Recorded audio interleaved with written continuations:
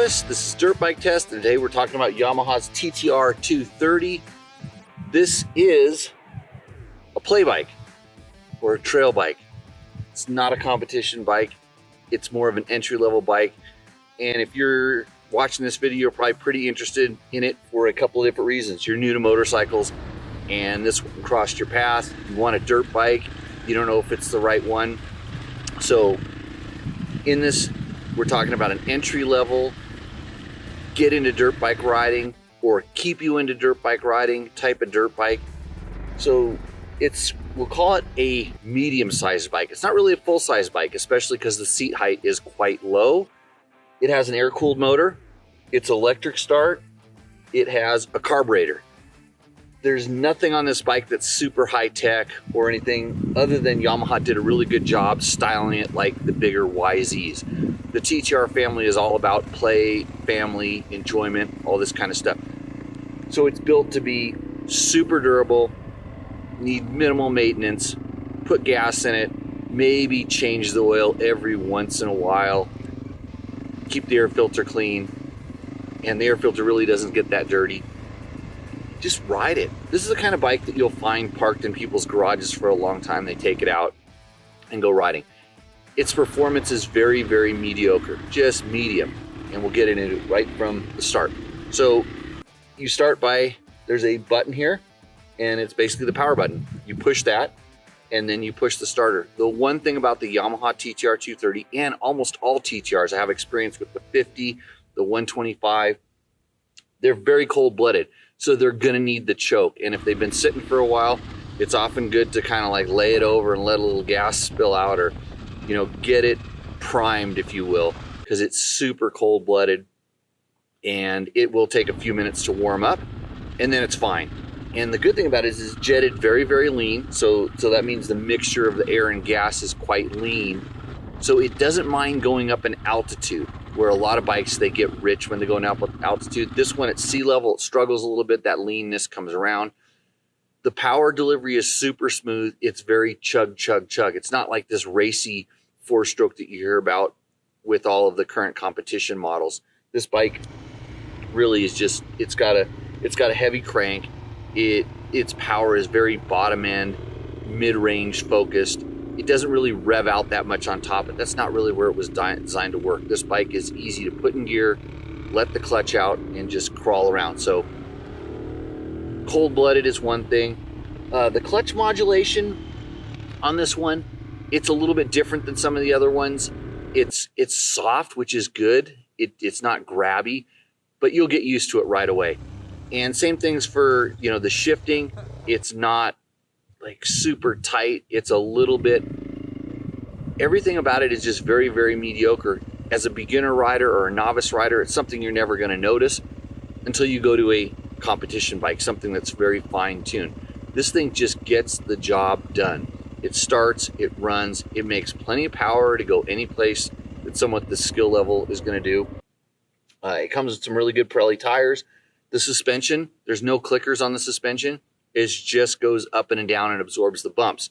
So if you're in between like 120 pounds and 180 pounds, it's going to be fine. If you're heavier than that, it might be a little soft. If you're lighter, it might be a little bit stiff. But it goes up and down, it absorbs the bumps. It does the things that it needs to do, and it's not going to confuse you or cause any problems.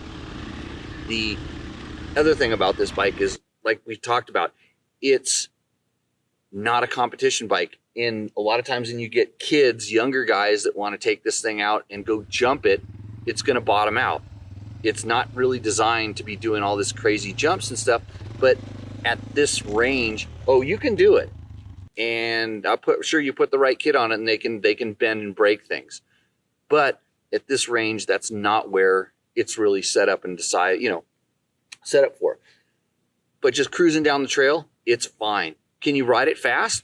I was able to ride it pretty fast. Does it go slow? It does that. It's just really standard issue, easy to ride, fun motorcycle that needs zero maintenance. And this is kind of where some people are like, I'm worried about how much I'm gonna have to work on it. You'll never have to work on this thing. I have a friend who has one of these. Actually, it's the street going version. It's the more dual sport version.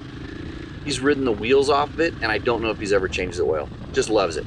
So it's start and go and ride and come back and maybe wash it. Maybe every year change the oil. This is kind of what we're talking about with this bike. Nothing fancy. Steel handlebars. It does look pretty sharp. It's a nice looking motorcycle.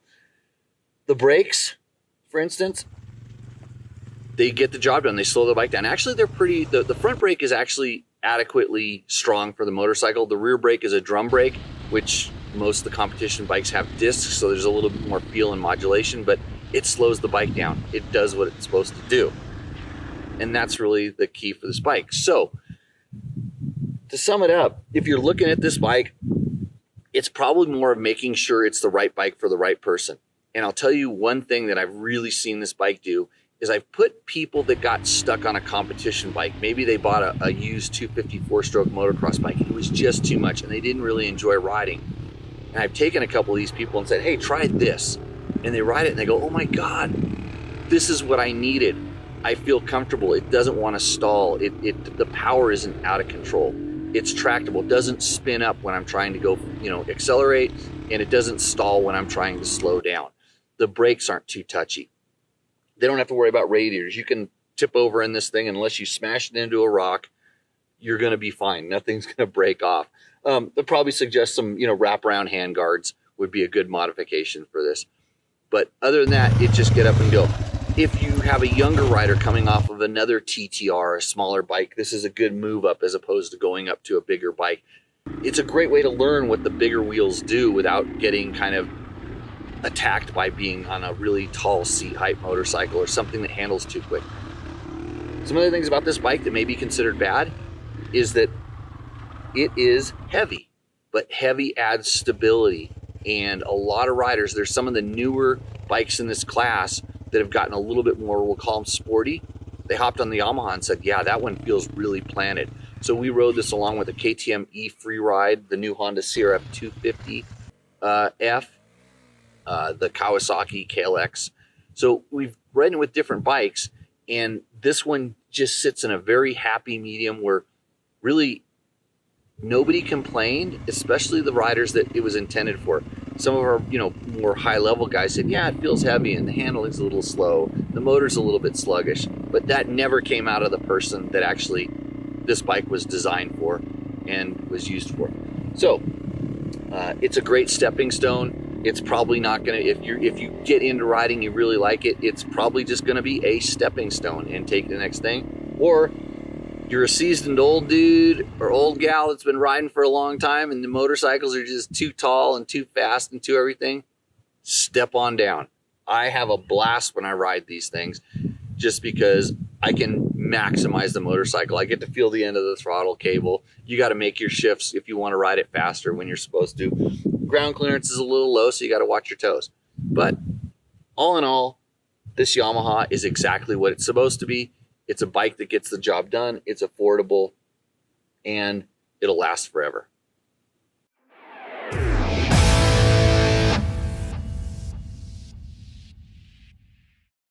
If you liked what you saw in this video, come check us out over at dirtbiketest.com on the webs.